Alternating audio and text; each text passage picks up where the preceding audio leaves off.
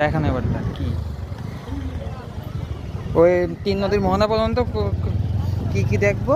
তিন নদীর মোহনা গেলে আপনার এইদিকে শুটকি পল্লী, লেবুর চর, তিন নদীর মোহনা পর্যন্ত ওই দিকে লাস্ট মধ্যে এলো তিন নদীর মোহনা। আপনারা এমনি কত করে নেন? এখানে আপনারা ভ্যান প্রতি কত করে মানে করে নেন?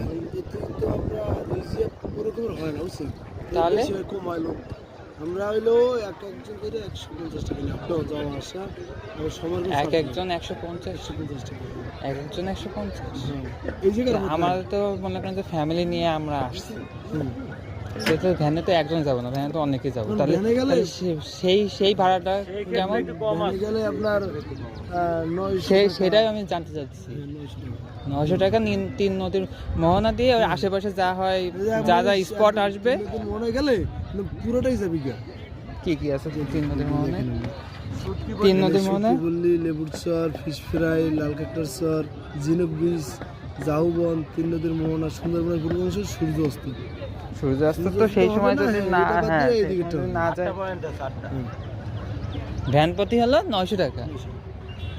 সব ভ্যানে কি সমান নাকি কম বেশি আছে? এখানে কম বেশি বলতে আরো বাড়তে পারে, এখানে আরো বাড়বে। বাড়বে?